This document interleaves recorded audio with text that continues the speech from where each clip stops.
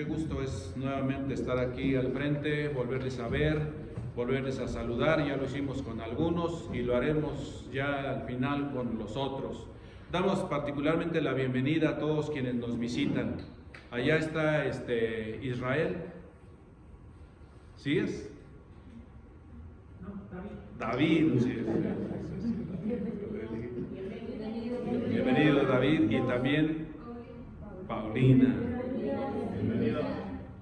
Necesitan venir más seguido para que me acuerde de sus nombres. Así es que están cordialmente invitados. Bienvenidos. Bienvenido Michelle también. Y por ahí también está. ¿Con qué letra empieza? Alejandra, con la A de Alejandra. Bienvenida Alejandra. Ellos nos visitan y desde luego pues todos bienvenidos. Así como están en su lugar, vamos a inclinar nuestro rostro y vamos a hacer una oración. Bendito Dios y Padre nuestro que estás en los cielos, santificado sea tu nombre. En esta hora de la mañana nos disponemos a predicar tu palabra, rogándote que tu Santo Espíritu nos guíe, nos ilumine, para que podamos hablar, Señor, solamente lo que es de acuerdo a tu santa voluntad.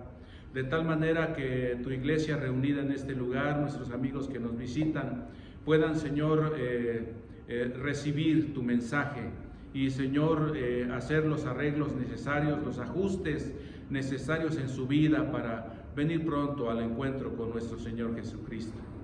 Padre, gracias por tu iglesia reunida en este lugar. Te rogamos que tu Santo Espíritu nos ayude y que todo lo que hoy hablemos, que todo lo que expresemos, contribuya para la debida edificación de tu iglesia y la exhortación de todos y cada uno de nosotros.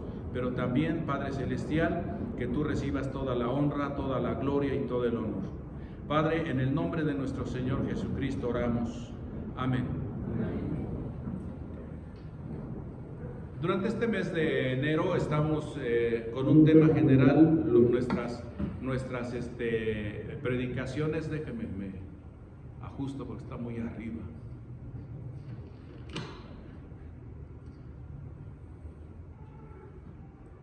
Ahora sí, el tema de las predicaciones que se están ofreciendo para la iglesia cada primer día de la semana en este mes de enero tiene como tema gozo. Ya se han expuesto dos predicaciones antes y hoy estamos ya con la tercera, que tiene como título Gozo en la tierra y gozo en el cielo, y está basada precisamente en la lectura que nuestro hermano Martín acaba de hacer en Lucas capítulo 15 versículos 1 al 10. Así es que vamos a estar compartiendo en esta mañana acerca de este tema. Primeramente quiero compartir con ustedes que nuestro Señor Jesucristo utilizó parábolas cuando enseñó a la multitud en los días de su ministerio en esta tierra. Una parábola es un relato de hechos naturales o acontecimientos posibles, siempre con el objetivo de declarar o ilustrar una o varias verdades importantes. Voy a pedir que estén buscando Mateo capítulo 13, versículos 10 al 17. Mateo capítulo 13, versículo 10 al 17, y vamos a leer en esta porción por qué es que Jesús empezó a enseñar por parábolas y cuál era el propósito de la enseñanza de Jesús, pero a través de parábolas. Jesús utilizó parábolas en su enseñanza para revelar los misterios del reino de Dios, para dar cumplimiento a las profecías mesiánicas y para manifestar su condición divina como hijo de Dios. Estas transmitían a la gente su mensaje de forma profunda e inolvidable, tomando ejemplos de la vida cotidiana. Nuestro Señor Jesucristo entonces empezó en su ministerio, utilizó mucho la enseñanza a través de parábolas, y esto lo hizo precisamente porque llegó un momento en que la oposición de la gente religiosa de aquel tiempo era grande. Como Jesús hablaba acerca de lo que esta gente religiosa debió haber hecho, cuál era su trabajo y cuál era su responsabilidad en su tiempo para con el pueblo de Israel, que era el de prepararlos, que era el de darles conocimiento, que era el de enfatizar acerca de lo que se había hablado de la ley, para que el pueblo conociera y obedeciera la voluntad de Dios y fueran preparados para el advenimiento del Mesías. Ellos fueron omisos en eso. Y cuando nuestro Señor Jesucristo enseñaba, Él hablaba acerca de la tarea que ellos debieran de haber hecho y que no estaban haciendo. Entonces, en lugar de ellos considerarlo y empezar a hacer o retomar lo que debieran de haber hecho, en lugar de hacer eso se ofendían. En lugar de hacer eso, ellos se pusieron en contra de las enseñanzas de Jesús. Por eso cuando leemos en los primeros 3 versículos del capítulo 15 de Lucas, que nuestro hermano Martín compartió hace un momento con nosotros, dice que los publicanos y los pecadores se acercaban a Jesús para oírle, pero los fariseos y los escribas se acercaban a Jesús para murmurar. No les parecía adecuado. Y decían que Jesús convivía con pecadores, que comía con pecadores. ¿Cómo puede ser este un rabí si tiene esa compañía? Entonces había ese tipo de audiencias y entonces Jesús, para no confrontarse con los religiosos de su tiempo, empezó a enseñar por parábolas. Y así cumplió con 3 propósitos. Primeramente, con el propósito de manifestarse como el Hijo de Dios, para dar cumplimiento a las profecías que de Él se hablaban en el Antiguo Testamento, ¿verdad? Y para enseñar los misterios del reino de Dios. En Mateo capítulo 13, versículos 10 al 17 leemos: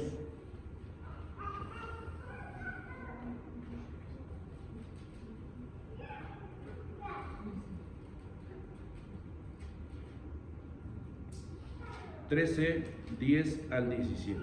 Ya lo tenemos todos ahí, ¿verdad? Entonces, acercándose los discípulos, le dijeron: ¿por qué les hablas por parábolas? Él respondiendo les dijo: porque a vosotros os es dado saber los misterios del reino de los cielos, mas a ellos no les es dado. Porque a cualquiera que tiene se le dará y tendrá más, pero al que no tiene, aún lo que tiene le será quitado. Por eso les hablo por parábolas, porque viendo no ven, y oyendo no oyen ni entienden, de manera que se cumple en ellos la profecía de Isaías, que dijo: de oídas oiréis y no entenderéis, y viendo veréis y no percibiréis, porque el corazón de este pueblo se ha engrosado, y con los oídos oyen pesadamente, y han cerrado sus ojos, para que no vean con los ojos y oigan con los oídos, y con el corazón entiendan y se conviertan, y yo los sane. Pero bienaventurados vosotros, vuestros ojos porque ven, y vuestros oídos porque oyen. Porque de cierto os digo que muchos profetas y justos desearon ver lo que veis y no lo vieron, y oír lo que oís y no lo oyeron. En Jesús, pues, se cumplen muchas o todas las profecías que de Él se hablaron, se dijeron en el Antiguo Testamento. Entonces Jesús empezó a enseñar por parábolas, ¿verdad? Y entendemos que eran casos tomados de la vida real, casos comunes que la gente podía entender. Y de esa manera Jesús ilustraba a ellos que escuchaban con atención sus mensajes. Pero los fariseos, los escribas, la gente religiosa de ese tiempo sabían que se refería a ellos. Y particularmente en estas 2 parábolas que leemos aquí en Lucas capítulo 15, versículos 1 al 10, tenemos primero la parábola de la oveja perdida. Ya tenemos en la mente ahí una imagen acerca de qué es lo que estaba sucediendo con Jesús en aquella ocasión. Estaba enseñando a una multitud de gente, donde había ellos que estaban interesados en conocer qué es lo que este hombre traía, ¿verdad? ¿Qué enseñanza nueva traía? ¿Qué ellos podían escuchar para considerarlo y finalmente tomar decisiones en su vida? Pero también estaba la gente que solamente estaba dispuesta a criticar, solamente estaba dispuesta a juzgar, solamente estaba dispuesta a todo menos a obedecer el evangelio de Dios que Cristo predicaba, el mensaje de Dios que Cristo predicaba. Y entonces ahí leemos que y Jesús ilustra acerca de una oveja que se ha perdido. Tenemos en la imaginaria entonces a un dueño, a un pastor, ¿verdad?, que ha perdido una oveja de un grupo de 100. Cualquiera puede decir, pues una de 100 no es mucho, pues la podemos dar como perdida. Al fin que me quedan 99, me quedan muchas más de la que he perdido.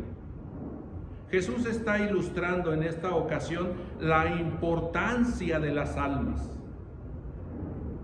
Y se dirige a esa audiencia, que para ellos que solamente juzgaban y criticaban y que habían sido omisos en preparar al pueblo para recibir al Mesías, ellos simple y sencillamente no estaban dispuestos a considerar la importancia que tenía para Dios una persona que necesitaba ayuda espiritual. Para ellos no importaba, pero Jesús les hace ver a través de esta parábola la importancia que tiene para Dios un alma. Y encontramos las características primeramente de esta oveja, de una oveja. Ya hemos hablado y sabemos algunos de nosotros o muchos de nosotros, ¿verdad? Sabemos lo que es la condición de una oveja.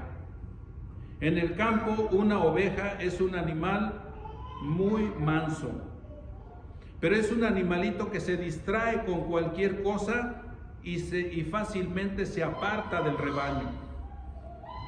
Y se mueve el viento sopla y mueve cualquier hojarasca y el animalito va para allá, se va al movimiento.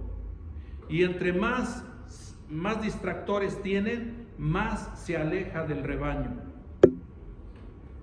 Una oveja entonces en una condición así es muy vulnerable al peligro.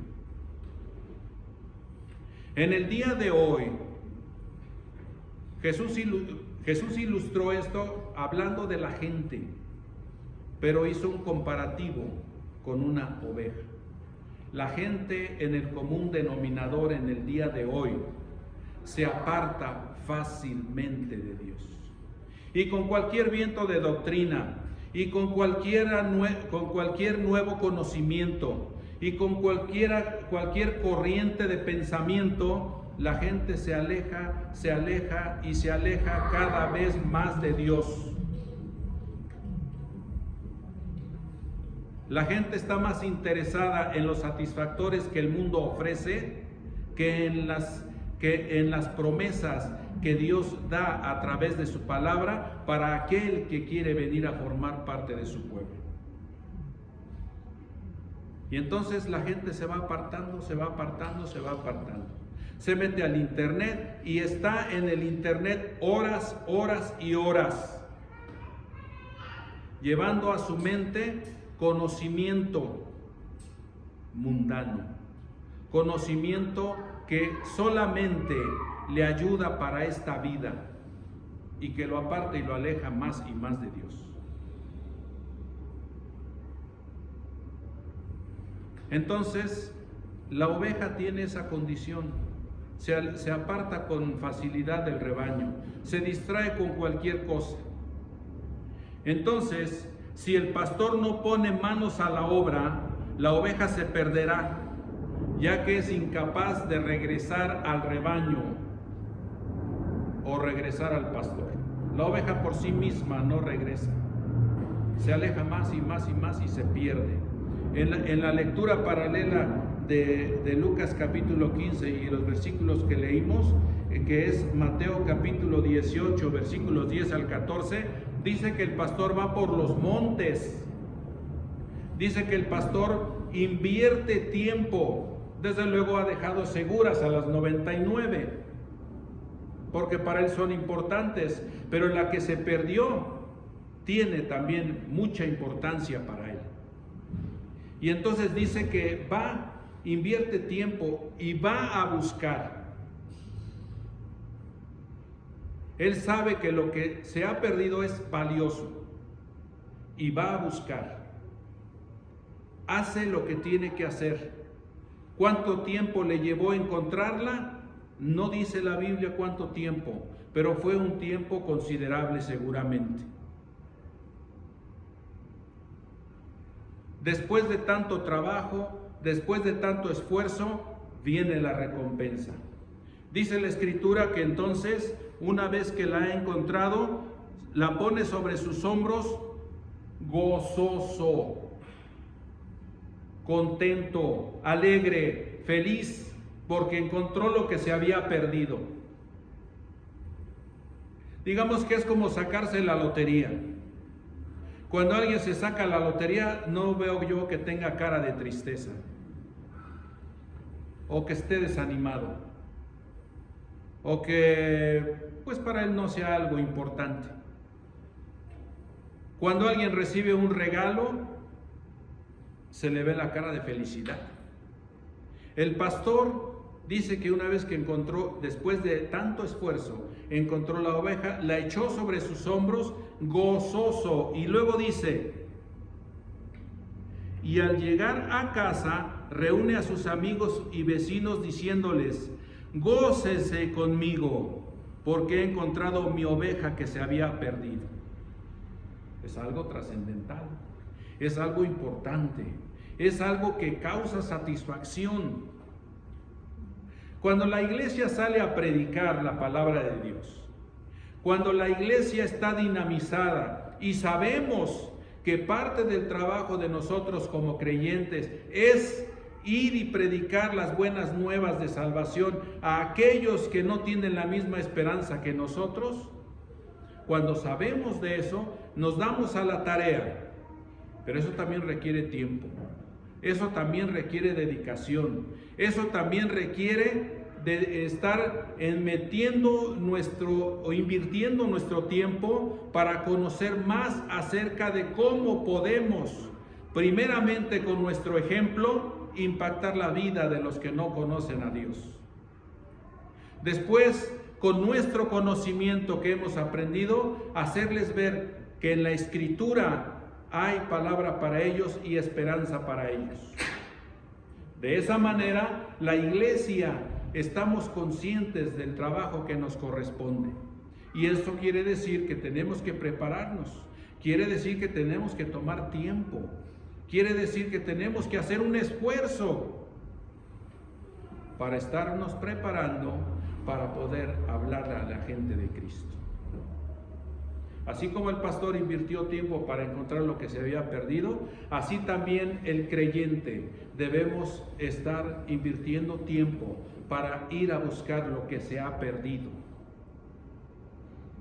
Y después, cuando él encontró la oveja que se había perdido, la echó sobre sus hombros gozoso. Y cuando llegó a su casa, todavía llama a sus vecinos y les dice, alégrense conmigo, porque encontré la oveja que se me había perdido. Y así también el creyente, cuando la iglesia hacemos el trabajo que Cristo nos ha mandado hacer, y de esa manera traemos almas para que caigan rendidas a los pies de Jesucristo, entonces también nosotros nos gozamos. Y entonces hay gozo en la tierra, hay felicidad. Estamos ciertos de que Dios es fiel a su palabra y nosotros hacemos la parte que nos corresponde y Él hace la parte que le corresponde. Convencer al pecador de que necesita urgentemente a Cristo en su corazón. El Espíritu Santo hace ese trabajo. Él redarguye de pecado, Él redarguye de juicio y Él redarguye de pecado, de justicia y de juicio. Él se encarga del trabajo de convencer a la gente. Nosotros les hablamos de Cristo, nosotros mostramos con nuestro comportamiento, nuestra forma de ser lo que somos en Cristo, y Dios hace el resto del trabajo, el más pesado, pero Él lo hace. Luego concluye: les digo que así habrá más gozo en el cielo por un pecador que se arrepiente, que por 99 justos que no necesitan arrepentimiento. Obviamente, Jesús estaba hablando a ellos, los religiosos, fariseos, escribas, que se sentían justos delante de la gente. Y les está diciendo, hay más gozo en el cielo por un alma que se arrepiente que por ustedes, que se consideran y creen que son justos. Un alma es importante para Dios. Para el pastor, una oveja perdida fue más importante. Aseguró a las suyas y después fue a buscar la perdida.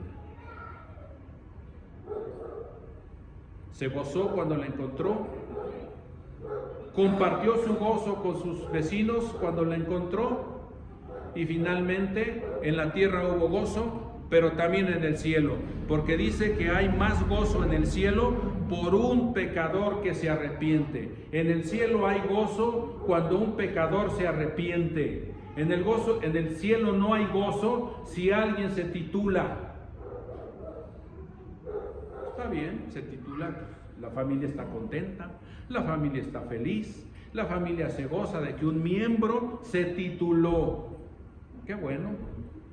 En el cielo no dice que haya gozo. Si tu equipo de fútbol americano, ahorita que está de moda, se llevó el supertazón, pues habrá gozo para sus fanáticos. Pero en el cielo no hay gozo.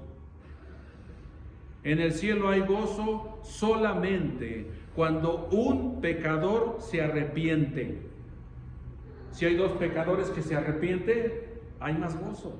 Y si hay 3, y si hay 10, está bien. En el cielo hay gozo por un pecador que se arrepiente. Dios se goza. Dice la Escritura ahí en Isaías capítulo 62, versículo 5: y como el gozo del esposo con la esposa, así se gozará contigo el Dios tuyo. Dios se goza, Dios se pone contento, Dios se pone feliz. Es uno de los sentimientos que nos debe llamar la atención a todos los humanos, el gozo de Dios. Cuando hay pecadores que se arrepienten, Dios se goza, porque Dios va a cumplir en ellos todo lo que prometió. Vida eterna, ser llamados hijos de Dios, ya no hay entonces la ira de Dios sobre él o sobre ella, hay esperanza, hay beneficios espirituales para esta vida y para la otra, ¿verdad? Entonces, la oferta final y la mayor bendición que Dios promete es estar pasando la eternidad en la misma presencia de Él, según leemos en la conclusión del libro de Apocalipsis, en los capítulos 21 y 22. Eso es lo maravilloso. Ese es el gozo de Dios. Y luego dice, a partir del versículo 8 y hasta el versículo 10, también Jesús narró otra parábola. En este caso es una dracma, o sea, una moneda, o sea, una moneda que equivalía más o menos alrededor de lo que era una jornada de trabajo. Se dice que en ese tiempo las mujeres casadas llevaban una especie de adorno en la cabeza donde había de estas monedas ahí. Pero en este caso a la mujer se le perdió una moneda de esas. Y también la mujer pudo haber pensado, no importa, me quedan muchas más que la que se me perdió. la mayoría de las que componen mi adorno, aquí están. Una, no pasa nada. Pero ella consideró que era importante para completar su adorno. Entonces se dio a la tarea de buscarla. Dice la escritura que entonces la mujer, en el versículo 8, dice que primeramente enciende la lámpara, luego dice que barre la casa y luego dice que busca con diligencia hasta encontrarla. La figura de una mujer en la Biblia simboliza la iglesia. Leemos en el capítulo 12 de Apocalipsis, ahí está el caso de la persecución contra la mujer. Y después del desarrollo de la lectura, vemos que esta mujer es la iglesia, que es perseguida por el gran dragón, o sea, por Satanás, y todos sabemos por la historia secular que la iglesia fue perseguida desde sus inicios y aún hasta el día de hoy. Y el gran dragón no es un animal así que uno ve y utiliza Satanás al ser humano que está en contra de Dios o gobiernos en contra de Dios para perseguir a la iglesia. La mujer en la Biblia entonces simboliza a la iglesia. Y en este caso particular de esta parábola que Jesús está narrando, vemos el caso de una mujer. Y si trasladamos ese simbolismo a la iglesia, entonces podemos aplicar lo mismo que la mujer de la narración hace a la iglesia. Y dice que primeramente esta mujer se da cuenta que ha perdido una moneda. El hecho de que perdió la moneda no quiere decir que haya perdido su derecho sobre la moneda. Perdida, seguía siendo suya. Lo que sucede es que no tenía la posesión, pero era suya. La humanidad, en términos generales, está perdida, pero es posesión de Dios, porque Dios creó a la humanidad. El ser humano que vive sin Cristo y sin esperanza es de Dios, porque Él es su creador. No es hijo de Dios, no es hija de Dios, porque no ha venido a ser redimida con la sangre de Jesucristo, pero es creación de Dios. Y tan es así que Dios la sostiene. Sigue respirando el mismo aire que Dios le da a los que hemos sido convertidos, pero también sigue disfrutando del mismo sol que disfrutamos los que hemos sido convertidos. La misma agua, la misma lluvia, tiene el mismo beneficio que nosotros. Obviamente no tiene los beneficios espirituales que Cristo ha prometido para quienes vengan a abrazar la causa de Cristo. Entonces la mujer perdió la posesión de la moneda, pero no su derecho. Y entonces dice que se dio a la tarea de buscarla. Primeramente lo que la mujer hizo fue encender la lámpara. La iglesia guiada por el Espíritu Santo debe buscar almas perdidas. Primero lleva la lámpara, que es la palabra de Dios. En el Salmo 119 leemos: lámpara es a mis pies tu palabra y lumbrera a mi camino. Entonces la iglesia enciende primero la lámpara, que es la palabra de Dios, porque la palabra de Dios es vital para buscar al perdido. El mayor conocimiento que los miembros de la iglesia tengamos acerca de la palabra de Dios nos va a ayudar para buscar al perdido. Por eso la serie en este taller o serie de estudios que nuestro hermano Ricardo está trayendo, tiene como propósito prepararnos, animarnos, estimularnos, fomentar en nosotros el anhelo y el deseo de cumplir con una de las tareas que Cristo asignó a la tarea de ir y buscar al pecador. Pero para ello necesitamos tener preparación. Para ello necesitamos más tiempo de lectura bíblica, para ello necesitamos más tiempo de oración, para ello necesitamos más tiempo para memorizar los textos y poderlos hallar en la Biblia. Si nosotros nos hacemos de la Biblia y le mostramos a aquel que estamos compartiéndole la palabra de Dios, es más posible que Dios lo convenza a través de su palabra que nosotros con nuestros argumentos.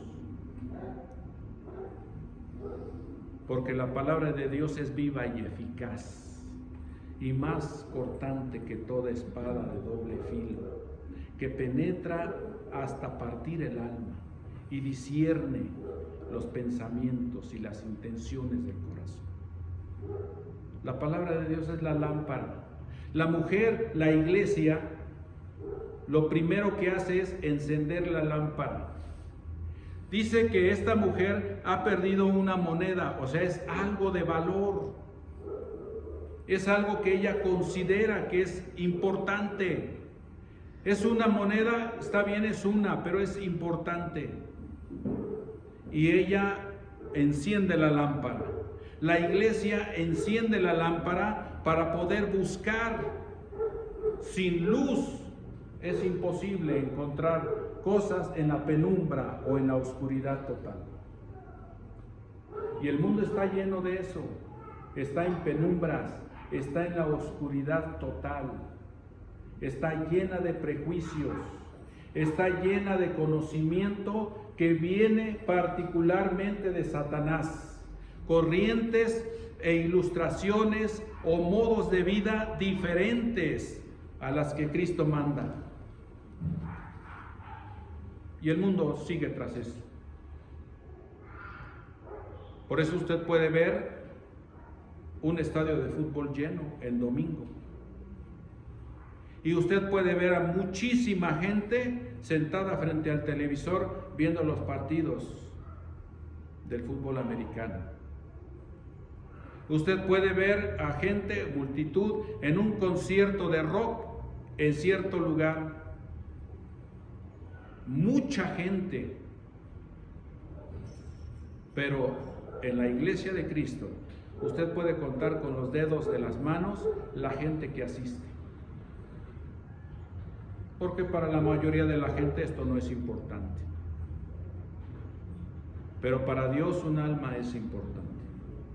Y entonces dice la Escritura que esta mujer enciende la lámpara. Después que ya ha encendido la lámpara, entonces ahora dice que se da a la tarea de barrer la casa.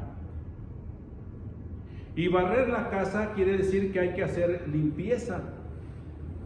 Y barrer la casa quiere decir que hay que sacar todo lo que no sirve, quitar todo el escombro, quitar todo lo que puede obstruir para que esta mujer pueda ver y buscar lo que se le perdió. La iglesia de Cristo entonces también en este proceso de búsqueda debe barrer la casa, su propio lugar. Entonces por esa puerta van a entrar todos ellos a quienes la luz del Evangelio les ha iluminado, van a entrar por esa puerta. ¿Y qué van a encontrar en la casa? Si la encuentran barrida, si la encuentran limpia, si la encuentran sin ningún obstáculo, podemos tener la garantía de que esa gente va a permanecer. Esa gente va a decir, es correcto, aquí es el lugar donde me dijeron que yo puedo encontrar lo que tanto mi alma anhela. Y entonces, en todos y cada uno de nosotros, debemos de darnos a la tarea de limpiar la casa. y que cuando la gente entre por esa puerta, los recibamos con gozo, los recibamos con alegría, los recibamos con un abrazo, les mostremos una sonrisa cálida, y no solamente lo externo, sino que ellos perciban cuánto estamos interesados, como Dios lo está en su alma. No estamos interesados en hacer número, no estamos interesados en que esto se llene y rebose y la gente salga hasta la calle. Realmente no estamos interesados en eso. Nosotros estamos interesados en que la gente que venga pueda percibir que nosotros lo amamos, que nosotros le queremos, que para nosotros es importante y que particularmente para Dios ellos son sus hijos y nuestros hermanos. Entonces tenemos que hacer nuestra tarea, entonces tenemos que cambiar nuestra actitud, entonces tenemos que cambiar nuestra conducta, entonces tenemos que ser lo que dice la Biblia que debemos ser. Nosotros debemos entonces trabajar para que de manera individual podamos llegar a ser cada día más como Cristo. Ese es el trabajo que nos corresponde. La mujer barrió la casa, quitó todo lo que pudiera obstruir su visión para encontrar lo que se había perdido. Y yo debo entonces trabajar para que cuando la gente que venga por primera vez pueda encontrar en mí a alguien en quien confiar, a alguien en quien compartir su sufrimiento, una preocupación, un problema, y que yo pueda darle un consejo a la luz de la palabra de Dios, y que yo pueda estar con esa persona y que yo lo pueda abrazar y que yo pueda orar por él ante Dios para la solución de su problema, o para que Dios lo ayude para que pueda seguir adelante a pesar de la situación que está pasando, y que él pueda percibir en mí el amor de Cristo. Barrer la casa quiere decir eso. Barrer la casa es ser más empático con los demás. La mujer hizo eso, barrió la casa, quitó todo lo que pudiera obstruir para poder encontrar lo perdido. La iglesia de Cristo en este lugar debemos estar trabajando en ese sentido. Y cuando lleguen entonces las monedas perdidas, porque las monedas perdidas tienen valor, pero solas no van a venir, solas no pueden venir a Cristo. Las monedas perdidas no van a decir, aquí estoy, mira, para que la mujer la recoja. Ahí estás, a ver, ven. Hay que buscarlas. Dice que con diligencia. Finalmente, enciende la lámpara, barre la casa y busca con diligencia. El pastor que se le perdió la oveja, la buscó con diligencia. ¿Cuánto tiempo invirtió? No sabemos, pero la buscó y la buscó con ahínco, con afán, invirtió tiempo y finalmente la encontró. La mujer también encendió la lámpara, barrió la casa y finalmente y dice que la buscó con diligencia. Ser diligente es lo contrario a ser negligente. Y precisamente los fariseos y los escribas y los religiosos del tiempo de Jesús fueron todo. Y ese todo se califica como negligentes. Nada de lo que debieron haber hecho, hicieron. Y cuando vino el Mesías, ni siquiera los que debían saber, sabían que iban a nacer en Belén de Judea. Hasta que vinieron los magos de Oriente y dijeron, es que venimos a buscar al rey de los judíos. El rey, si el rey soy yo, dijo Herodes el Grande. Si el rey soy yo. Venimos a buscar al rey de los judíos porque hemos visto su estrella y hemos venido. Y dice que se turbaron. porque su negligencia no les daba para saber que ya Miqueas había escrito acerca de que iba a nacer en Belén. Isaías mismo había escrito unos 800 años antes de Cristo que Jesús iba a nacer en Belén. Mejor estos eruditos, estos magos, esta gente que venía de Babilonia, esta gente sabía por los escritos que los babilonios llevaron en el tiempo en que se llevaron cautivos a los judíos, más bien a los hijos de Israel, a los de Judá, se los llevaron cautivos a Babilonia, se llevaron también todos los tesoros y todos los pergaminos y todo lo que había en el templo. Y no se los llevaron para quemarlos, se los llevaron para leerlos, y ellos sabían mucho más que los religiosos del tiempo de Jesús. Entonces, cuando ellos llegaron a buscar al rey de los judíos, pues dijeron, pues ya después de investigar, no, pues en Belén debe nacer. Vayan y díganle que cuando lo encuentren, me dicen dónde está para que yo también lo vaya a adorar, dijo Herodes y compañía. Y entonces el ángel del Señor les dijo, vayan por otro lado. Así es que la mujer entonces buscó con diligencia.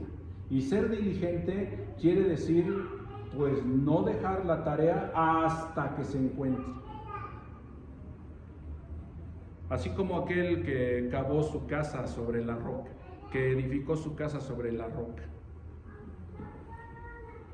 Construir una casa sobre una roca no es tan fácil como construirla sobre la arena. Eso es rápido. Pero sobre la roca es buscar, escarbar hasta encontrar lo sólido y empezar a construir para que no se caiga. Y la mujer buscó con diligencia. Entonces, cuando se busca, cuando se trabaja, cuando se es tenaz, cuando uno sabe que la obra de Dios requiere ser diligente, entonces nos preparamos. Entonces buscamos la manera siempre de estar a la vanguardia para poder entonces estar siendo siervos útiles y de esa manera ayudar en el engrandecimiento del reino de Dios, particularmente en este lugar.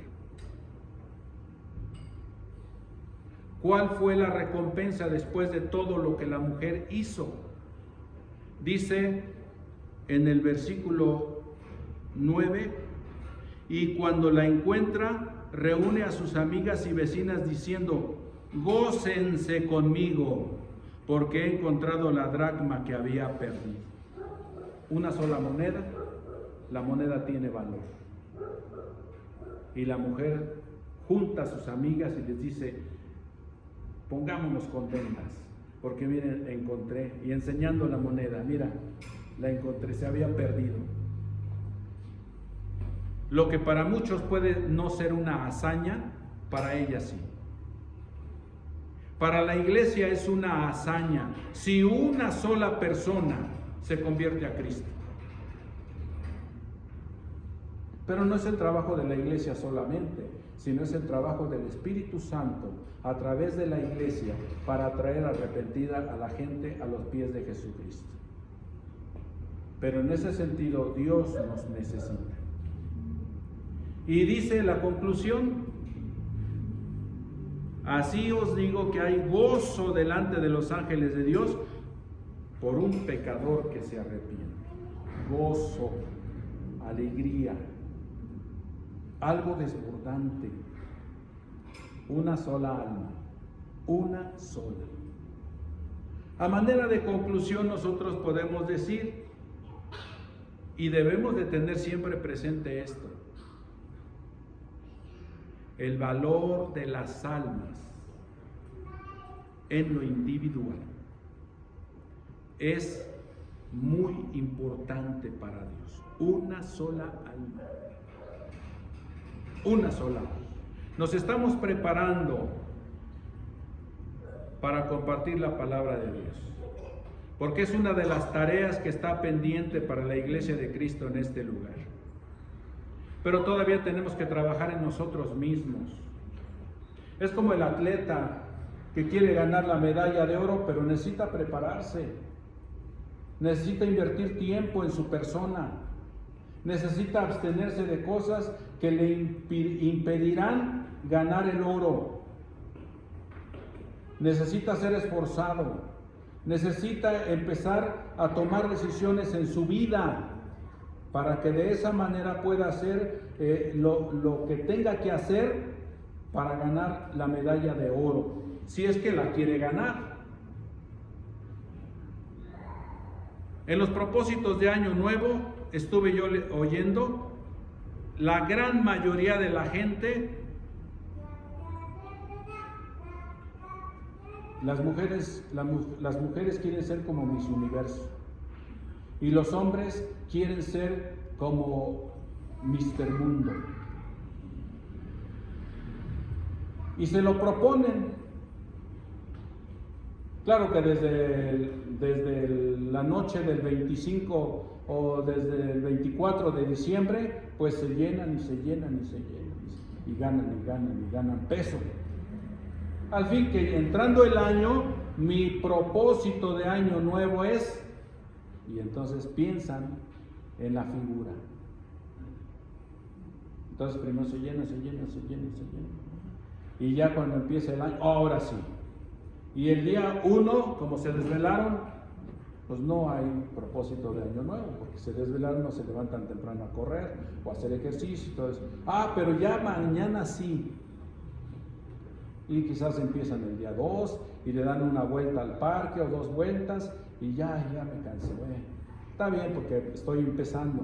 Mañana voy a dar 3 vueltas y pasado 4 y después el otro día 5.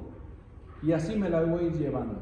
Y van con su propósito en la mente, pero ya después cuando se dan cuenta que es cansado, entonces empiezan a dejarlo, y los propósitos de año nuevo se quedan en el olvido. La vida del cristiano tiene mucho que ver también así. Empezamos con nuevos planes, con nuevos proyectos y todo esto, pero después ya nos cansamos de llegar temprano. Es que es muy temprano. Pero parte de ser cristiano es eso, ser esforzados. Dios le dijo a Josué, esfuérzate y sé valiente. Esfuérzate. Parte del trabajo que te corresponde a ti es ser esforzado.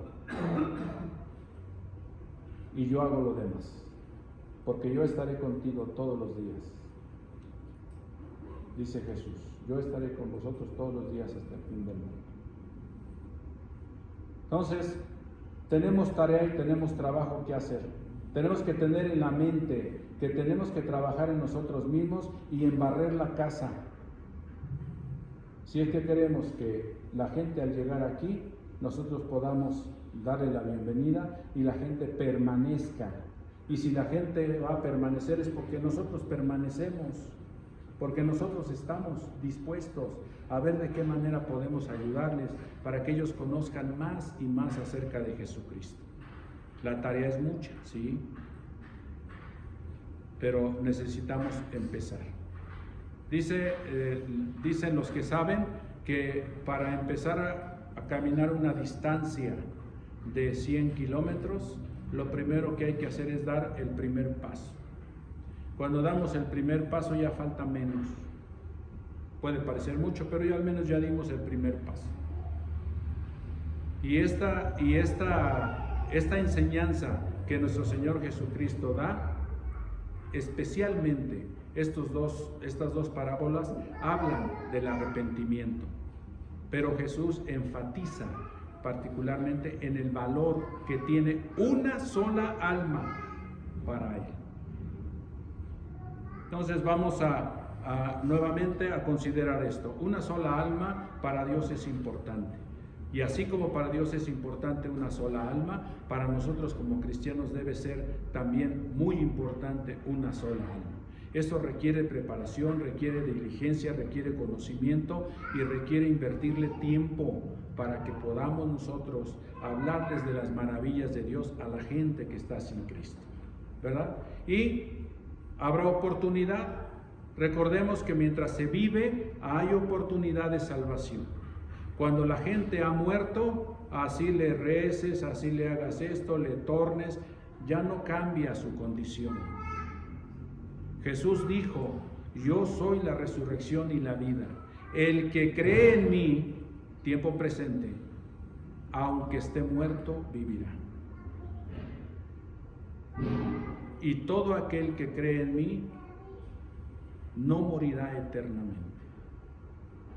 Tiempo presente, en nuestra conciencia debemos de tomar la decisión. Así es que siempre hay ofertas de salvación.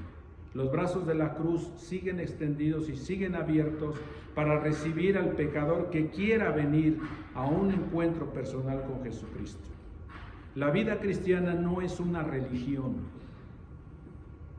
La vida cristiana es una relación personal con Dios por medio de Jesucristo. Y la relación personal con Dios se robustece en la medida que somos más y más y más diligentes.